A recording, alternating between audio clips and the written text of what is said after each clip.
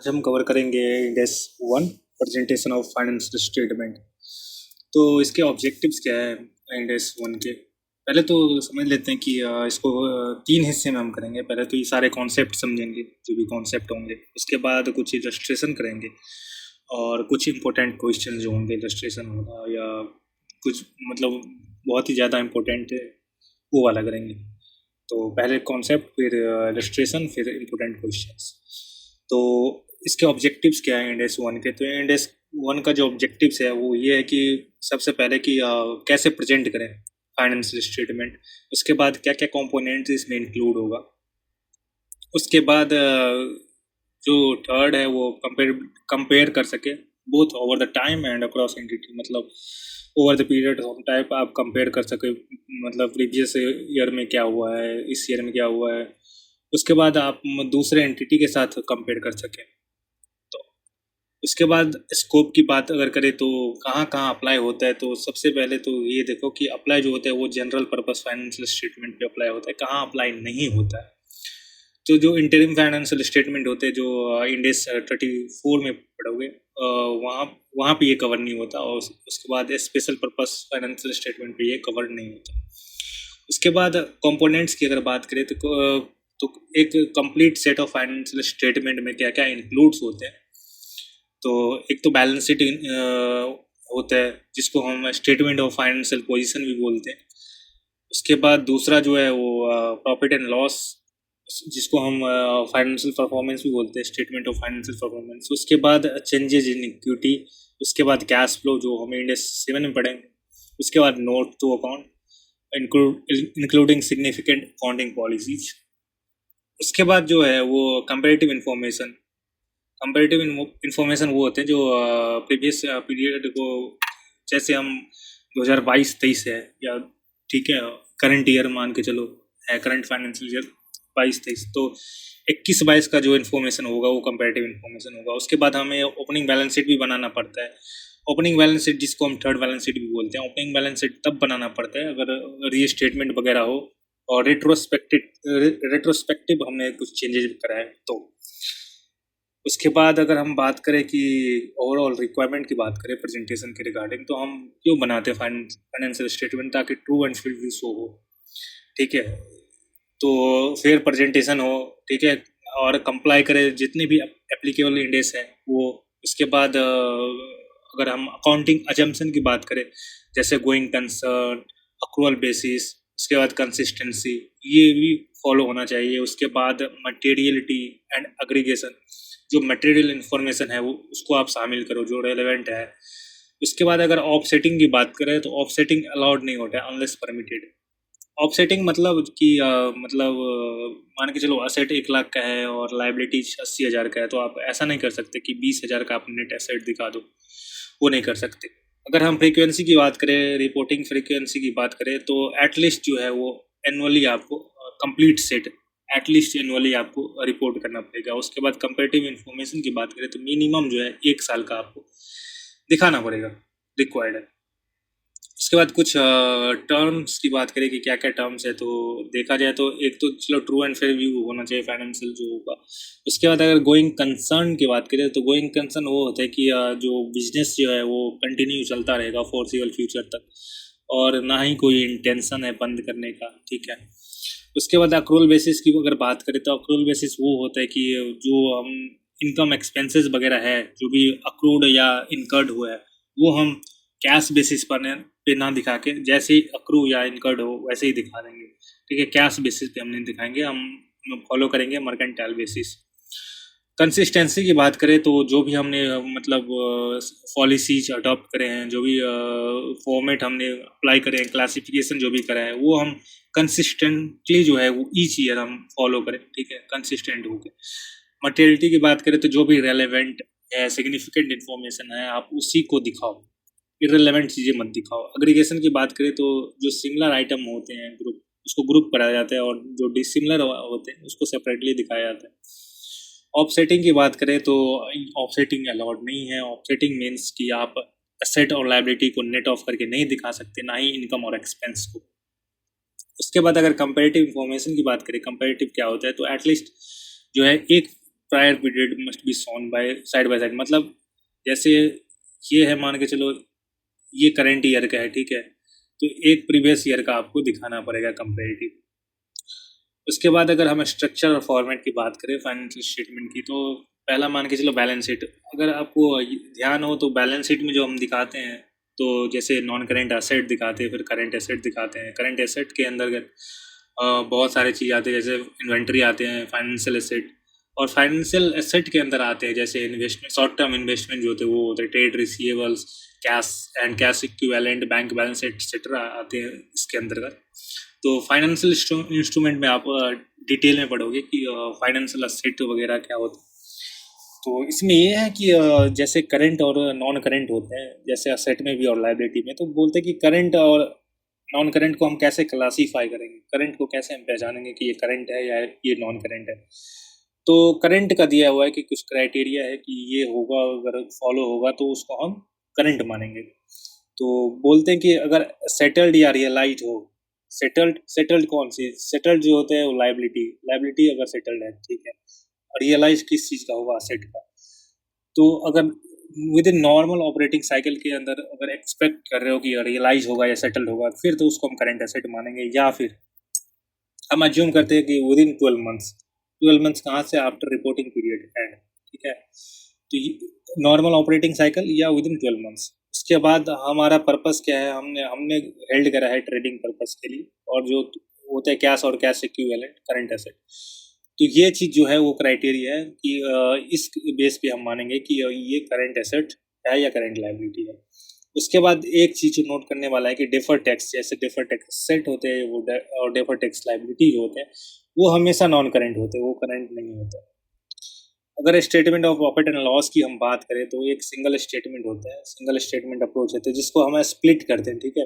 पहले तो सब ऊपर के जितने भी हैं वो सारे आ जाते हैं, वो पीएल वाले आ जाते हैं, ठीक है, जैसे रेवेन्यू फ्रॉम ऑपरेशन आ जाता है, अदर इनकम आ जाते हैं, उसके बाद एक्सपेंसेस आ जाते हैं, तो पीएल वाला सेक्शन आ जाता है। उसके बाद हम ओसीआई वाला सेक्शन भी दिखाते हैं। सबसे पहले सबसे ऊपर आता है पीएल वाला सेक्शन आता है, प्रॉफिट एंड लॉस वाला। उसके बाद हम दिखाते हैं ओसीआई वाला। ओसीआई में भी हम क्लासीफाई करते हैं अलग से कि कौन सी, मतलब क्लासीफाई होगा, रिक्लासीफाई होगा पीएल में, और कौन से रिक्लासीफाई नहीं होगा पीएल में, ठीक है। और वो ओसीआई के अंदर आता है। उसके बाद अगर बात करें कि उसके बाद टोटल कम्प्रहेंसिव इनकम कौन कौन से होते हैं कि एक तो पीएल वाले होते हैं और फिर ओसीआई वाले, इन दोनों का टोटल करके हम टोटल कम्प्रहेंसिव इनकम हम दिखाते हैं। अच्छा, ओसीआई में किस किस को हम इंक्लूड करते हैं अगर बात करें तो एक तो रिवैल्यूएशन सरप्लस जो होते हैं वो ओसीआई में आता है। उसके बाद एक्चुरियल गेन और लॉसेस, जिसको रीमेजरमेंट गेन या लॉसेस भी बोलते हैं, जो एम्प्लॉय बेनिफिट्स प्लान में आप पढ़ोगे। और उसके बाद फेयर वैल्यू चेंजेस वगैरह अगर कुछ है, जैसे इक्विटी का होता है कि एफपीटी ओसीआई से है, तो कोई भी चेंजेस होता है वो ओसीआई में जाता है, तो वो हो गया। उसके बाद जो मतलब ट्रांसलेशन रिजर्व होते हैं जो फॉरेन वाले, तो फॉरेन करेंसी एफसीटीआर वाले तो वो तो पीएल में जाता है, लेकिन जो फॉरेन ऑपरेशन वाला होता है वो होते हैं, वो ओसीआई में आता है। उसके बाद अगर हम बात करें statement of changes in equity की बात करें, तो उसमें हम क्या क्या दिखाते हैं। एक तो हम ओपनिंग और क्लोजिंग दिखाते हैं इक्विटी का। उसके बाद टोटल कॉम्प्रिहेंसिव इनकम, इसमें जो है इसमें हम स्प्लिट करते हैं, मतलब एक तो जो पेरेंट का है, पेरेंट का क्या है, ठीक है, और उसके बाद एनसीआई में कितना जा रहा है, तो वो हम सेपरेटली दिखाते हैं। उसके बाद जो ट्रांजैक्शन हुआ है ऑनर के साथ, डिविडेंड वगैरह या न्यू शेयर की कुछ इशू करा है, तो वो भी हम दिखाते हैं यहाँ पर। उसके बाद अगर हम कैश फ्लो की बात करें, तो कैश फ्लो तो हम डिटेल में पढ़ते हैं इंडेक्स 7 में। उसको हम क्लासीफाई करते हैं, तीन हिस्सों में हम क्लासीफाई करते हैं। एक तो ऑपरेटिंग, जो मतलब ऑपरेशन से आते हैं जो भी खर्चे होते हैं नॉर्मल, जैसे क्रेडिटर को पेमेंट करना, डेटर से रियलाइज करना, कैश सेल्स वगैरह, ये सब जो भी आते हैं वो ऑपरेटिंग में आते हैं। अगर हमने कुछ इन्वेस्टमेंट करा है या इन्वेस्टमेंट से कुछ इनकम आया है तो वो इन्वेस्टिंग में दिखाते हैं। उसके बाद तीसरा फाइनेंसिंग।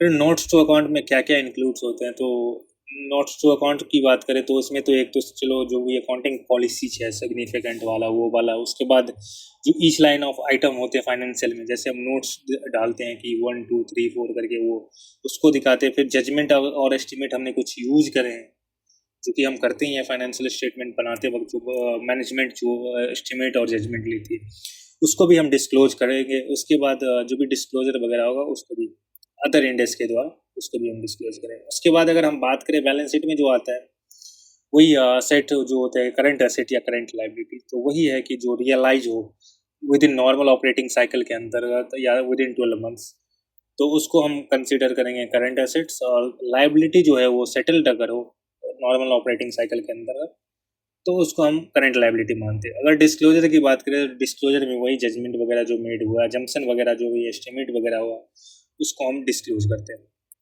उसके बाद अगर हम कंपेरेटिव इन्फॉर्मेशन एंड रीस्टेटमेंट की बात करें, कब मतलब एक एक तो ये समझना जरूरी है कि मतलब जब ये आता है कंपेरेटिव इन्फॉर्मेशन, और जब हम स्टेटमेंट करते हैं, जैसे कोई एरर हुआ है मतलब प्रीवियस ईयर से भी प्रीवियस ईयर, मतलब अगर हम मान के चलो जो एक एक ये ईयर है, मतलब ये 22-23 हो गया, उसके बाद मान के चलो ये 21-22 हो गया, तो इससे पीछे अगर कुछ एरर वगैरह हुआ है तो उसको अगर ठीक करना है तो इस डेट पे,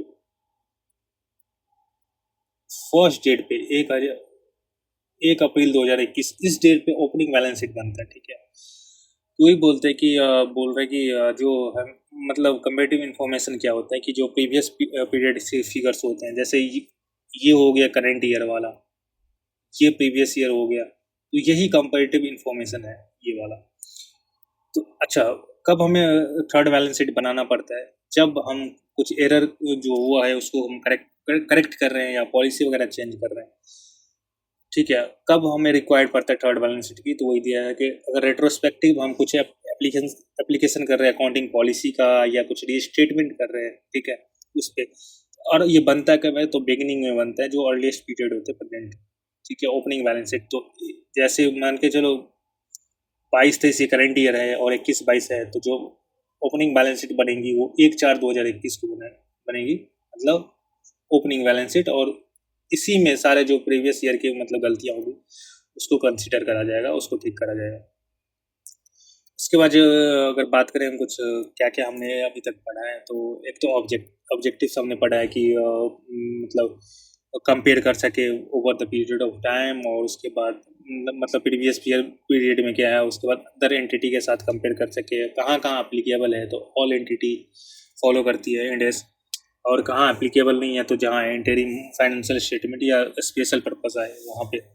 उसके बाद कंपोनेंट्स की बात करें तो क्या क्या कंपोनेंट्स है, तो balance sheet, PL, statement of changes in equity, cash flow, notes और कंपैरेटिव, ये सारे कंपोनेंट्स हैं। अगर बेसिस की बात करें तो वहाँ पे बहुत सारे बेसिस, अप्रूवल, गोइंग कंसर्न, फिर प्रेजेंटेशन।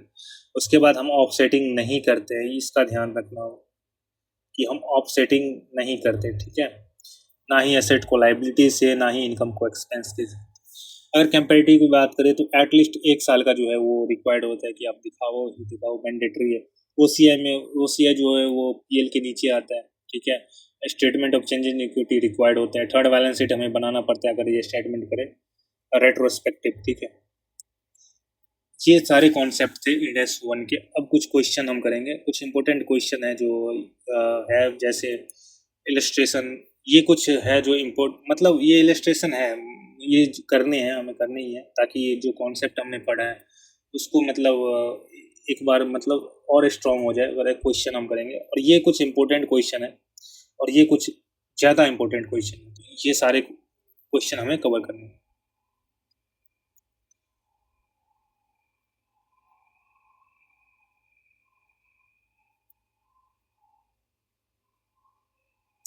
तो पहले देखते हैं इलस्ट्रेशन 3।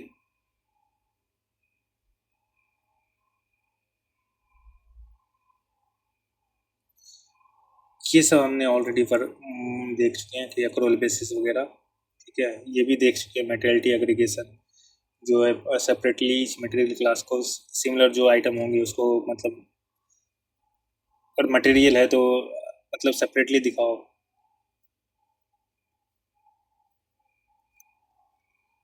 ऑफसेटिंग भी हमने देख लिया कि ऑफसेट नहीं कर सकते एसेट को लायबिलिटी और इनकम एक्सपेंस को।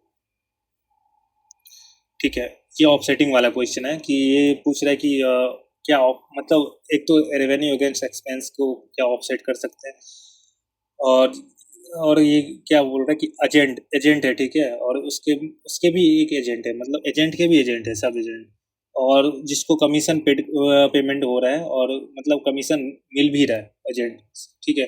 तो देखो, अगर ये है कि आप कमीशन पे कर रहे हो तो इसको एक्सपेंस दिखाओ, ठीक है, और जो आपको कमीशन आ रहा है इसको आप इनकम दिखाओ। आप सेट ऑफ करके नहीं दिखा सकते कि मान के चलो आपने 80,000 का पेमेंट कर रहे हो और आपके पास मान के चलो 2 लाख का आ रहा है, ठीक है। तो आप ऐसा नहीं कर सकते कि 120 मतलब 1,20,000 आप दिखा दो नेट में, नहीं, ऐसा आप नहीं, बिल्कुल भी नहीं कर सकते, आपको सेपरेटली दिखाना पड़ेगा। हाँ, एक सिचुएशन है जब मतलब अलग, मतलब नेट करके दिखाना पड़ता है, जब एजेंट वाला ही केस है। जब मान के चलो, एक तो होता है कि एक होते हैं ना एजेंट होते हैं, और एक प्रिंसिपल होते हैं, ठीक है। एक होता है कि प्रिंसिपल ने भेजा है इसको, ठीक है, और ये ऑन नहीं कर रहा है, इसके पास रिस्क रिवार्ड नहीं है, ठीक है। अगर रिस्क रिवार्ड नहीं, इसको सिर्फ कमीशन मिल रहा है, तो वहां पे नेट में दिखाना पड़ता है। उसके बाद इलस्ट्रेशन 5 की बात करें, इलस्ट्रेशन 5।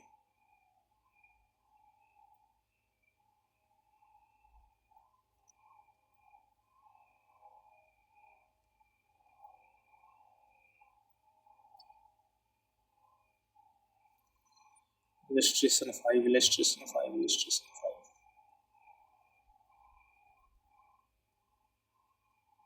ये सारे हमने देख लिया। ऑपरेटिंग साइकिल वाला एक भी देख लेंगे, ऑपरेटिंग साइकिल हमने इलस्ट्रेशन 5, ठीक है, ये ऑपरेटिंग साइकिल वाला है।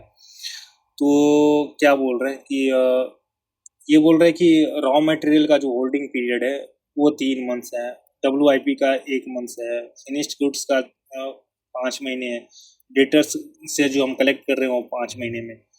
तो ये पूछ रहा है कि ऑपरेटिंग साइकिल क्या है। तो ऑपरेटिंग साइकिल ये होता है कि जब जो हम रॉ मटेरियल का होल्डिंग पीरियड है और वहाँ से लेके कलेक्शन तक जितने भी होते हैं, तो उसको ऑपरेटिंग साइकिल मानते हैं। तो इस ये जितने है ना, इसको बस इंक्लूड कर दो, मतलब ऐड कर दो। तो 3+1+5+5, तो ये कितने आते हैं, 5×5=10, 14 मंथ्स जो है ये इसके ऑपरेटिंग साइकिल हो गए, ठीक है। ये ऑपरेटिंग साइकिल हो गए 14 महीने। तो ऑपरेटिंग साइकिल निकालते कैसे, तो एक तो रॉ मटेरियल को, ठीक है, उसके बाद WIP को, उसके बाद FG को, फिनिश्ड गुड्स को, उसके बाद डेटर्स को, इस सबको जोड़ दोगे तो ये ऑपरेटिंग साइकिल आ जाएगा। अगर नेट ऑपरेटिंग साइकिल बोले, नेट ऑपरेटिंग साइकिल, वैसे हम ऑपरेटिंग साइकिल वाला ही है कॉन्सेप्ट। अगर मान के चलो नेट ऑपरेटिंग साइकिल दे, तो आपको उसमें से क्रेडिटर का भी माइनस करना पड़ेगा, ठीक है, अगर क्रेडिटर का दिया होगा तो वही बोल रहा है कि कंप्यूट करो कि ऑपरेटिंग साइकिल क्या है, तो सबको ऐड कर देंगे, 14 महीने ऑपरेटिंग साइकिल होगी।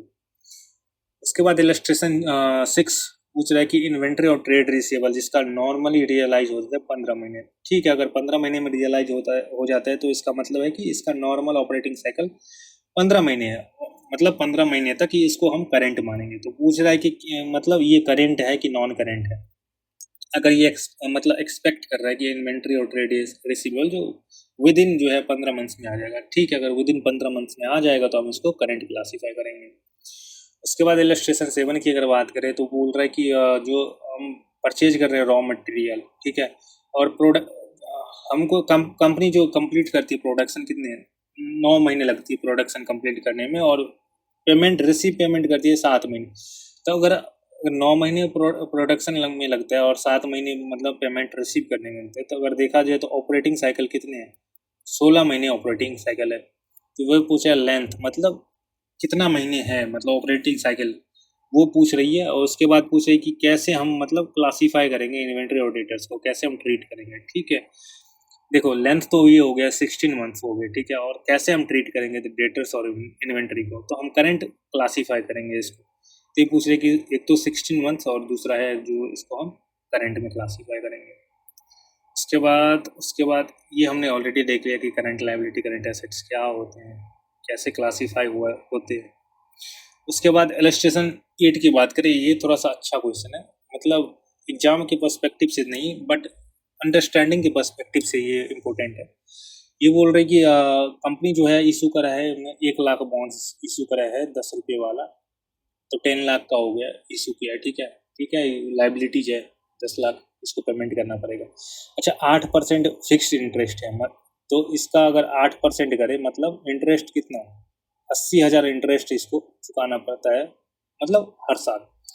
ठीक है, फिर आगे बोल रहे कि 1 अप्रैल मतलब हर साल ईच ईयर जो है वो इसका कॉन्ट्रेक्चुअल ऑब्लिगेशन है कि इसको ना 10,000 जो है बॉन्ड्स को रिडीम करना पड़ेगा। ठीक है, मतलब हर साल पेमेंट करना पड़ेगा। तो अगर देखा जाए तो कितना मतलब 10,000 बॉन्ड्स पेमेंट करना पड़ेगा 10 रुपये के हिसाब से, मतलब 1 लाख हर साल इसको पेमेंट करना पड़ेगा। ठीक है, तो एक तो इंटरेस्ट जाएगी मतलब 80,000 का पेमेंट करना पड़ेगा और दूसरा 1 लाख का ये मतलब रिडम्पशन जाएगा। तो पूछ रहा है कि कैसे हम प्रेजेंट करें, मतलब पूछ रहा है कि फाइनेंशियल स्टेटमेंट में कैसे प्रेजेंट करें, इन द सेंस ये कैसे हम क्लासीफाई करें करेंट या नॉन करेंट के हिसाब से।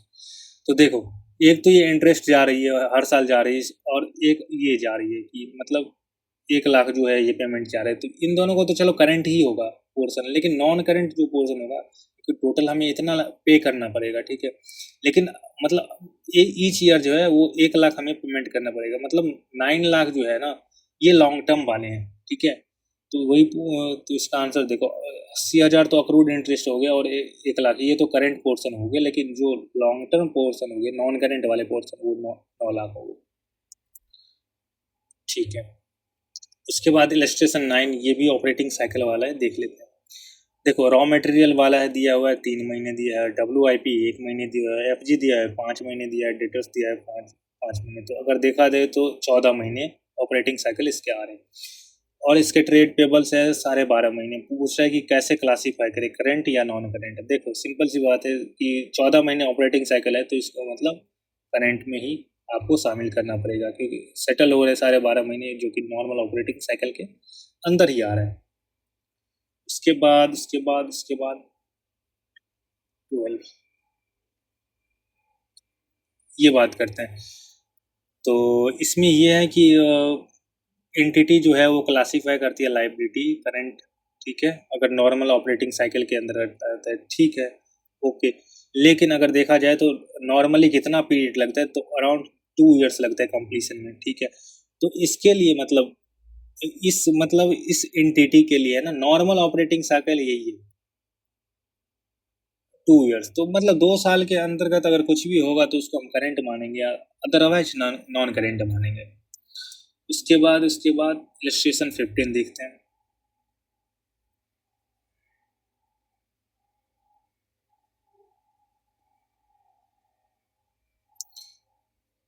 देखो OMN limited has a subsidiary MN limited, ये सब्सिडरी है और ये होल्डिंग है। ठीक है, इन्होंने लोन प्रोवाइड करा 8% इंटरेस्ट के साथ जिसको एनुअली पेमेंट करना पड़ेगा। ठीक है, यहाँ तक कोई दिक्कत नहीं है, लोन लिया है।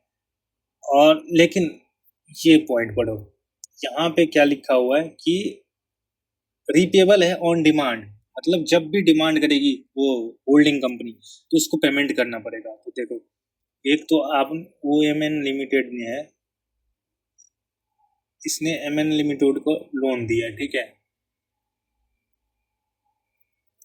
लोन दिया है MN को और लोन तो दिया है लेकिन रीपेबल है डिमांड पे, मतलब अब इसका दिमाग जब भी सनकेगा वो पेमेंट को मांग सकती है कि भाई मेरा पैसा दो। तो इसके लिए अगर बात करें तो इसके लिए तो करंट ही होगा, ये अपने हिसाब से करंट ही दिखाएगा, करंट लायबिलिटी ही दिखाएगा कि क्योंकि इसको पता नहीं है कि ये कब मांग सकती है, लेकिन इसको पता है कि कब एक्सपेक्ट कर रही है कि कब मांग सकती है। अगर इसको लगता है कि विद इन 12 मंथ्स ही मतलब डिमांड कर लेगी तो आप भी करंट दिखाओ। अगर आपको लगता है कि नहीं 12 मंथ्स मतलब के अंदर हम नहीं मतलब एक्सपेक्ट कर रहे हैं कि हमें मतलब मांगेंगे तो ठीक है आप नॉन करंट दिखाओ। तो इसके लिए मतलब इसके एजम्पशन पे आएगा कि करंट में दिखाए कि नॉन करंट में दिखाए, बट इसके लिए करंट ही होगा।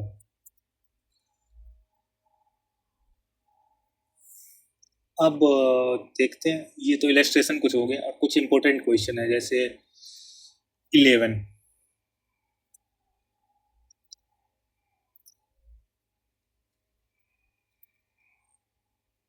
ये कुछ इंपॉर्टेंट क्वेश्चन है। ठीक है, इसको इंपॉर्टेंट मार्क कर लो। तो बोल रहे कि कुछ डिपॉजिट्स है, इसको कैसे हम क्लासीफाई करेंगे, करंट करेंगे कि नॉन करंट करेंगे। एक होता है इलेक्ट्रिसिटी डिपॉजिट। देखो इलेक्ट्रिसिटी डिपॉजिट वो होता है जब हम कनेक्शन लेते हैं इलेक्ट्रिसिटी का, तो हमें कुछ सर्टेन अमाउंट डिपॉजिट करना पड़ता है, ठीक है, एज ए सिक्योरिटी, ठीक है, डिपॉजिट करना पड़ता है जिसको हम इलेक्ट्रिसिटी डिपॉजिट बोलते हैं। तो देखो अगर एंटिटी एक्सपेक्ट कर रही है कि वो उसको मतलब जो डिपॉजिट करा है वो विदिन 12 मंथ्स मिल जाएगी, तो ठीक है, वो उसको करंट एसेट दिखाएगा, अदरवाइज नॉन करंट में दिखाएगा, ठीक है। और दूसरा आता है टेंडर डिपॉजिट। टेंडर डिपॉजिट वो होते हैं जब मतलब जैसे बड़ी बड़ी कंस्ट्रक्शन होती है, तो मतलब कंपनियां वगैरह बिड लगाती हैं कि ठीक है, और बिड में लगाने के लिए उसमें पार्टिसिपेट करने के लिए, ठीक है, कुछ अमाउंट डिपॉजिट करना पड़ता है जिसको बोलते हैं टेंडर डिपॉजिट या ईएमडी बोलते हैं, ठीक है। तो वो डिपॉजिट करना पड़ता है। तो देखो अगर आप ये एक्सपेक्ट कर रहे हो कि विदिन, यहाँ भी सेम ही है कि अगर आप ये एक्सपेक्ट करोगे विदिन 12 मंथ्स आपको मिल जाएगा, तो ठीक है, आप उसको करंट दिखाओगे, otherwise non current. But generally practically अगर बात करें तो हाँ, ये हो सकता है कि मतलब प्रैक्टिकली अगर बात करें, यहाँ पे जीएसटी डिपॉजिट डिस्प्यूट वाले की बात करें, यहाँ भी सेम कॉन्सेप्ट है कि 12 मंथ्स के अंदर आपको लगता है कि मिल जाएगा, तो ठीक है, आप करंट में दिखाओ और या नॉन करंट में दिखाओ। बट प्रैक्टिकली अगर बात करें, अगर डिस्प्यूट में जाती है ना जीएसटी वाला, तो मिल जाए पैसे वही बहुत होता है, ठीक है। तो प्रैक्टिकली जो होता है वो थोड़ा लॉन्ग टर्म लगता है, मतलब हाँ, किसी किसी केस में शॉर्ट टर्म भी हो सकता है, but generally long term time लग ही जाता है नॉन करेंट। तो ये सारे जो है वो अजम्पशन पे खेला है कि अगर आपको लग रहा है कि आप एस्टिमेट कर रहे हो कि 12 मंथ्स के अंदर एक्सपेक्ट कर रहे हो, एक्सपेक्टेशन पे अगर आपको एक्सपेक्ट कर रहे हो कि 12 मंथ्स के अंदर आ जाएगा, तो ठीक है, करंट दिखाओ, अदरवाइज नॉन करंट दिखाओ। उसके बाद 13 की बात करें, ये भी अच्छा क्वेश्चन है। एंटिटी ने क्या करा है, लोन लिया है, ठीक है, बैंक से लोन लिया है, ठीक है, बैंक से लिया है, और मतलब 9 महीने के अंदर from the end of reporting period मतलब रीपे कर देगा। तो देखा जाए तो करंट लाइबिलिटी है, ठीक है, रीपेमेंट मतलब 9 महीने के अंदर कर देगा, ठीक है। 12 मंथ्स हम मानते हैं operating cycle from the reporting period and कि 12 महीने के अंदर, ठीक है, अगर कर देगा तो करंट है। तो 9 महीने है तो ठीक है, मतलब सब कुछ ठीक है, मतलब नॉर्मल है। बट यहाँ पे देखो कि पीरियड एंड होने से पहले, ठीक है, एंटिटी ने क्या करा, बैंक को अप्रोच करा और एक अरेंजमेंट साइन करा, ठीक है, अग्रीमेंट साइन करा, जिसमें उसने ये बोला है कि अनकंडीशनल, कोई कंडीशनल नहीं है, और उसी लोन को जो 9 महीने वाला था ना, इसको रोल ओवर करके 5 ईयर्स कर दिया, 10 ईयर बढ़ा दिया। अच्छा, ये बढ़ाया कब? पहले ही, मतलब साल खत्म होने से पहले ही। देखो, तो कॉन्सेप्ट ये है कि देखो अगर साल खत्म होने से पहले ही आप देखो, हम बैलेंस शीट जब बनाते हैं तो एक पार्टिकुलर डेट पे बनाते हैं, फॉर एग्जांपल कि 31 मार्च को बनाते हैं, ठीक है। तो 31 मार्च को हम देखते हैं कि इस पॉइंट पे क्या सिचुएशन है, क्या मतलब करंट है, नॉन करंट है, जो भी हम एक पार्टिकुलर डेट पे मतलब बनाते हैं फाइनेंशियल्स, मतलब बैलेंस शीट।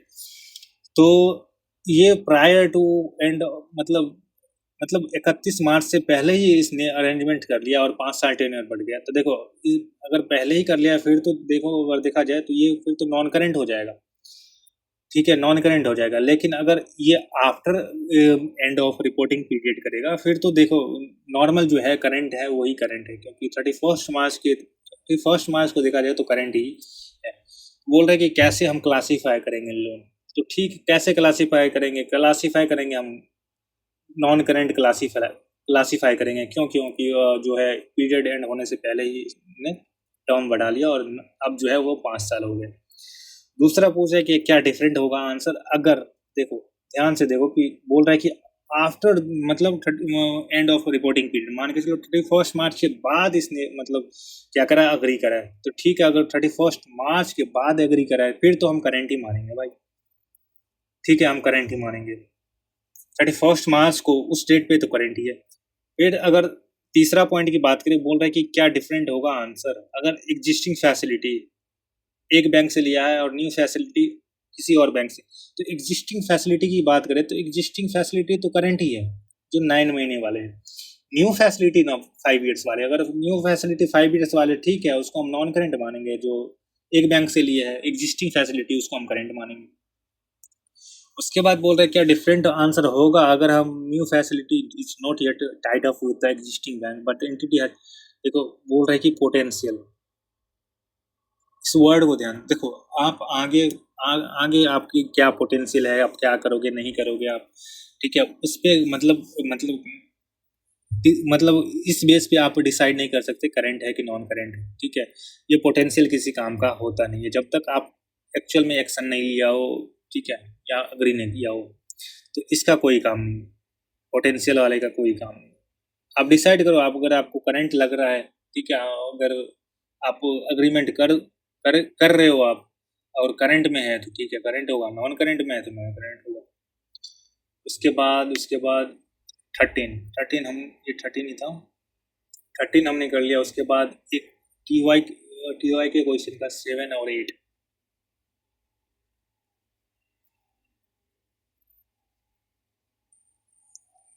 टी वाई के 7 और 8।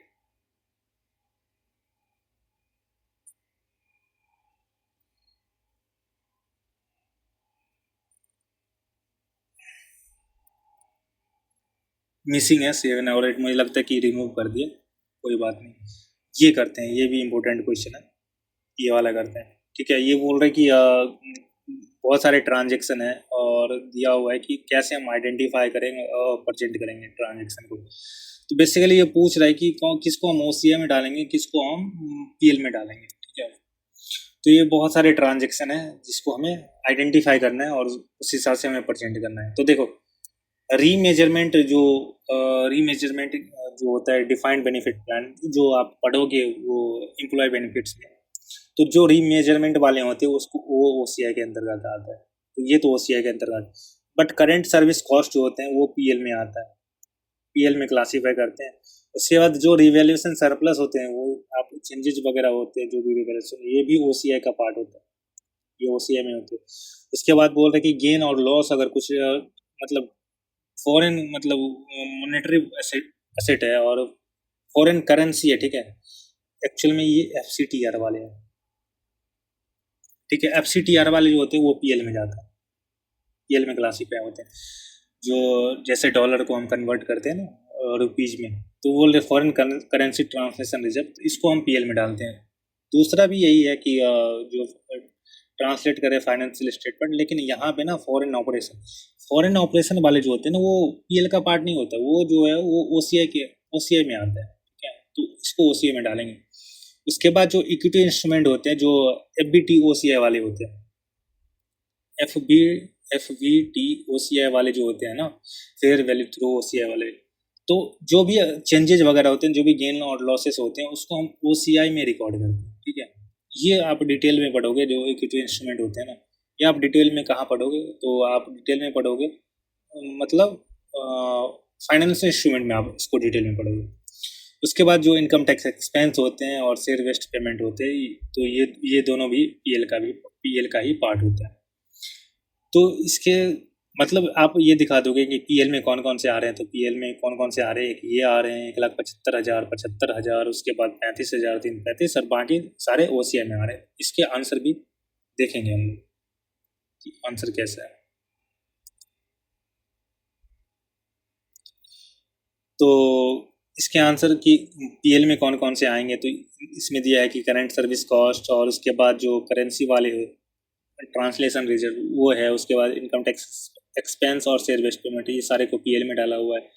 और पीएल के नीचे आते हैं ओसीआई वाले, ठीक है, तो ये ओसीआई वाले हैं कि ओसीआई में ये सारे चीज़ ओसीआई वाले हैं, ठीक है। इसको आप इम्पोर्टेंट नहीं, कुछ ज़्यादा ही इम्पोर्टेंट मार्क करोगे, और इसको ये करना ही है क्योंकि ये इम्पोर्टेंट है और पीछे भी आ चुका है 1-2 बार, ठीक है। तो एग्जाम क्वेश्चन है और ये इम्पोर्टेंट, बहुत ज़्यादा इम्पोर्टेंट है। इसके बाद एक देखते हैं,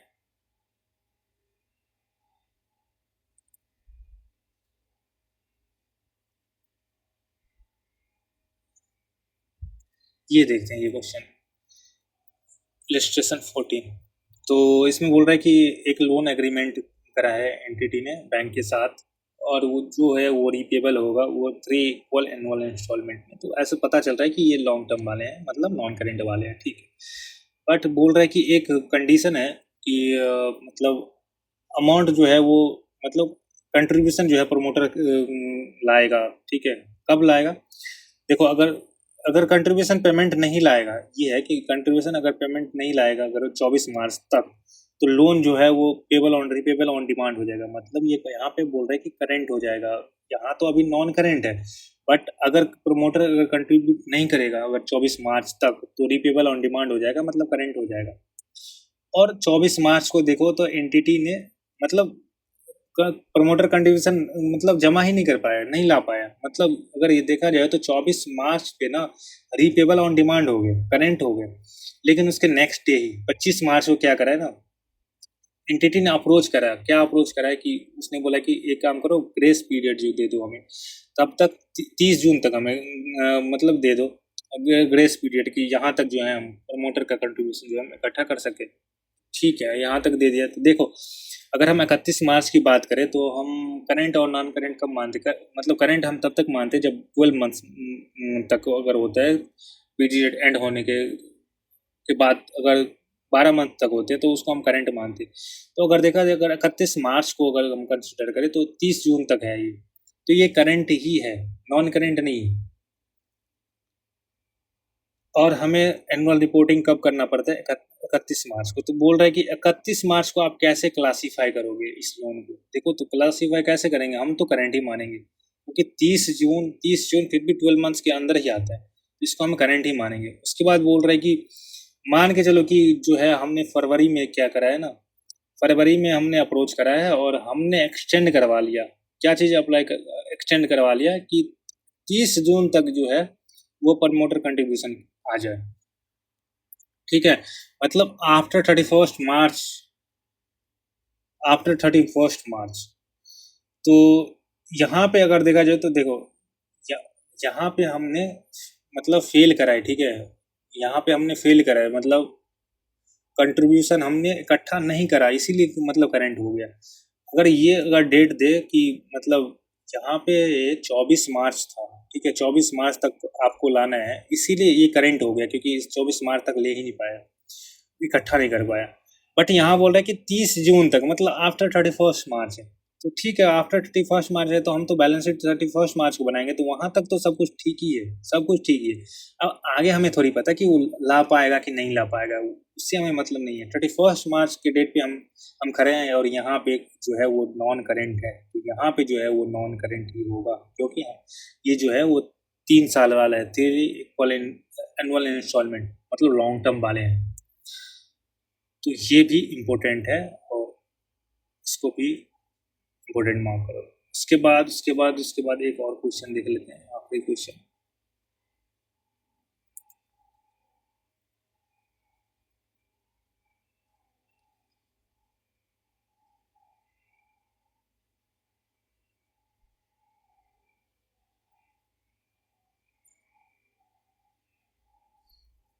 ये इलस्ट्रेशन 16 देख लेते हैं, ये भी अच्छा क्वेश्चन है, इसका भी डबल मार्क, ये भी ज़्यादा इम्पोर्टेंट है।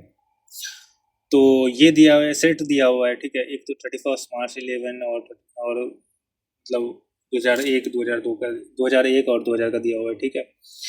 और इसमें कुछ यहाँ पे भी दिया हुआ है, कुछ इन्फॉर्मेशन दिया हुआ है, ठीक है, यहाँ पे कुछ इन्फॉर्मेशन दिया है, बोल रहा है कि बैलेंस शीट बनाओ, ठीक है, यूजिंग करंट और नॉन करंट, ठीक है, क्लासीफाई करके। और बोल रहा है कि ऑपरेटिंग साइकिल एज्यूम करोगे 12 मंथ्स। अगर ये नहीं बोलता तो भी हम एज्यूम करते 12 महीने, ठीक है, ये एज्यूम हम 12 मंथ्स करते ही, अगर ना भी बोलता तो हम 12 मंथ्स करते हैं, ठीक है।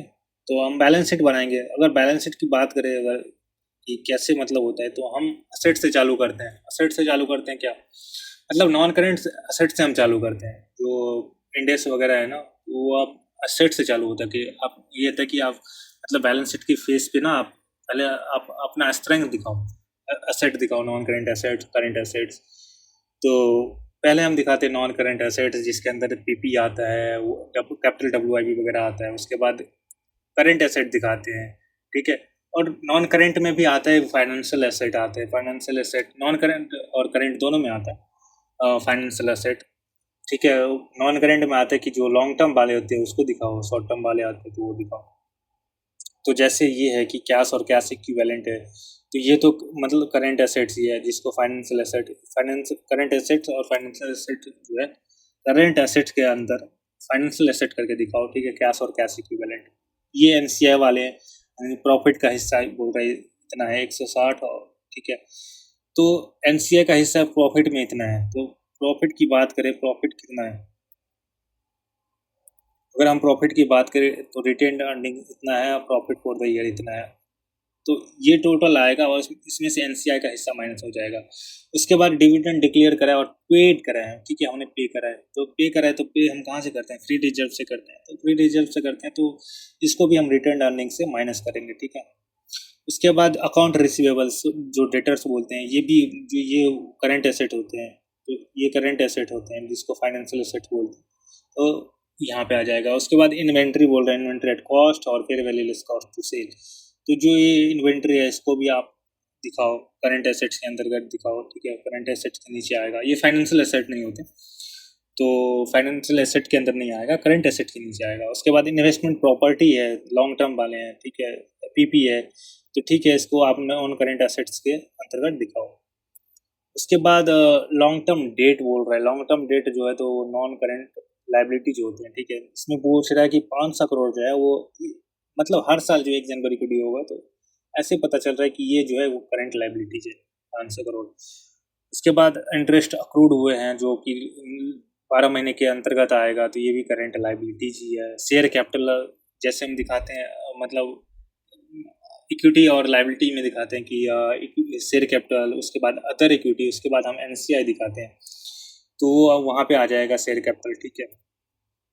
तो उसके बाद एनसीआई, ये एनसीआई अदर इक्विटी के नीचे आएगा। उसके बाद हाँ, जो ये डेप्रिसिएशन है, ये जो पीपीए पे लगा है, तो ये जो डेप्रिसिएशन है ना, तो ये जो पीपीए है, ये वाला हिस्सा, तो इसमें से माइनस कर दोगे, ये माइनस हो जाएगा, तो नेट करके दिखाओगे। प्रोविजन फॉर डॉटफुल मतलब पीबीडीडी वाला है, ठीक है, तो इसको आप जो है वो क्या करोगे, जो ट्रेड रिसीवेबल्स होंगे, डेटर्स होंगे, यहाँ ये रहा, तो इसमें से आप नेट करके दिखा दोगे। उसके बाद ट्रेड पेबल क्रेडिटर्स है, वो करेंट लाइबिलिटीज के अंदर फाइनेंशियल लाइबिलिटीज में आ जाएगा, तो इसको दिखा देंगे। उसके बाद अक्रूड एक्सपेंस आ गया, ठीक है, अक्रूड एक्सपेंस को तो चलो जो ट्रेड पेबल्स होंगे ना, ट्रेड पेबल्स उसी में ऐड करके दिखा दोगे अक्रूड एक्सपेंस। फिर वारंटी प्रोविजन है, ये शॉर्ट टर्म प्रोविजन वाले हैं, देखो ना 12 मंथ्स वाले, तो इसको भी शॉर्ट टर्म प्रोविजन में दिखा दोगे करंट वाले में। उसके बाद बोल रहा है कि रिस्टोरेशन प्रोविजन है एनवायरमेंटल, लेकिन देखो ब्रैकेट में लिखा है कि ये 2006 मतलब ये लॉन्ग टर्म वाले हैं, तो इसको नॉन करंट प्रोविजन में डालेंगे। उसके बाद यहाँ पे ये भी करंट वाले हैं, 12 मंथ से डिविडेंड पेबल्स है, डिविडेंड पेबल्स भी करंट ही माना जाता है, ठीक है, क्योंकि हमें पेमेंट करना पड़ता है जनरली, जब हम प्रपोज करते हैं उसके बाद 30 दिन के अंदर जनरली पेमेंट करना पड़ता है। तो यहाँ पे वही दुआ है कि देखो, नॉन करंट एसेट से चालू किया, एसेट से चालू किया नॉन करंट एसेट्स, तो ये लॉन्ग टर्म वाले हुए पीपी और आईपी, तो इसको डाल दिया, तो ये जो आया होगा वो डेप्रिसिएशन से नेट होके आया होगा, तो ये हो गया, और डेप्रिसिएशन माइनस करके जो है ये यहाँ पे दिखाया गया है, ठीक है। उसके बाद करंट एसेट की बात करें तो इन्वेंट्री यहाँ पे शो किया, ये फाइनेंशियल एसेट नहीं होते, तो इन्वेंट्री यहाँ पे शो किया है, और फाइनेंशियल एसेट के अंदर जो डेटर्स और कैश इक्विवेलेंट है उसको दिखाया गया है। उसके बाद हाँ, इसमें ये जो प्रोविजन वाले होंगे वो नेट करके दिखाया गया होगा, और इसमें जो है वो इन्वेंट्री में एक कॉस्ट वाला था, एक फिर value less cost to sell, जो बायोलॉजिकल एसेट वाले होते हैं ना, वो वाला होगा। तो इन्वेंट्री जो है वो दोनों को ऐड करके इकट्ठा दिखाया गया है, और जो मतलब प्रोविजन वाले जो थे डॉटफुल वाले उसको नेट करके दिखाया गया है, और यहाँ पे कैश और कैश इक्विवेलेंट्स को दोनों ऐड करके दिखाया है, तो ऐसे करके दिखा दोगे। उसके बाद अगर हम बात करें कि ये तो टोटल एसेट वाले हो गए, एसेट वाले, उसके बाद अगर हम इक्विटी और लाइबिलिटीज की बात करें तो शेयर कैपिटल आ गया। उसके बाद अदर इक्विटी में जो डिविडेंड वगैरह हमने पे करा है वो माइनस होगा, रिटेन्ड अर्निंग्स जो भी होगा, प्रॉफिट जो होगा उसको ऐड करेंगे, एनसीआई वाला जो हिस्सा होगा उसको माइनस करा होगा, फिर एनसीआई वाला ये हो गया 830 एनसीआई, जो एनसीआई वाला था 830, ये वाला आ गया,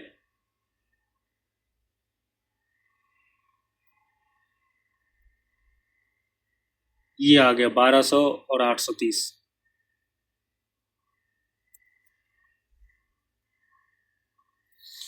उसके बाद उसके बाद अगर हम नॉन करेंट लाइबिलिटीज़ की बात करें तो फाइनेंशियल लाइबिलिटी के अंतर्गत जो आता है, मतलब ये नॉन करेंट वाले हैं, तो लॉन्ग टर्म वाले जो डेट्स होंगे, लॉन्ग टर्म प्रोविजन वाले जो होंगे, जो इन्वायरमेंटल रिस्टोरेशन वाले थे, तो जो 2006 में हुआ वो आ जाएगा। उसके बाद अगर करंट लाइबिलिटीज़ की बात करें तो जो जो शॉर्ट टर्म वाले वाले होंगे वो करंट वाले में आ जाएगा, और वारंटी वाले जो होंगे वो प्रोविजन वाले, वो प्रोविजन में आ जाएगा, वारंटी और जो भी शॉर्ट टर्म प्रोविजन है। तो इसको देख लेते हैं कैसे करा है। अदर इक्विटी में क्या करा है, देखो ये वाले थे जो रिटर्न अर्निंग्स के ओपनिंग बैलेंस थे, ये वाले थे। उसके बाद ये प्रॉफिट हुआ था period for the current period, तो इसको ऐड करा है। उसके बाद ये 160 और -90 करा है। ये क्यों करा है, ये तो एनसीआई का हिस्सा था। उसके बाद ये जो 90 जो है वो डिविडेंड पेमेंट करा उसका था। उसके बाद अगर बात करें कि 3300, ये तो लॉन्ग टर्म वाले थे, और ये जो कौन से था वो करंट वाले थे, ठीक है, ये करंट वाले थे, करंट लाइबिलिटी। तो ये करंट लाइबिलिटी यहाँ दिखा दिया ये, ठीक है, जो हर साल 1 जनवरी को पेमेंट हुआ। उसके बाद जो ट्रेड पेबल्स है उसमें अक्रूड एक्सपेंस से इंक्लूड कर दिया है। तो ये था मतलब कंप्लीट जो है वो सॉल्यूशन। आप एक बार ज़रूर इसको रेफर करोगे, खुद से देखोगे, ठीक है।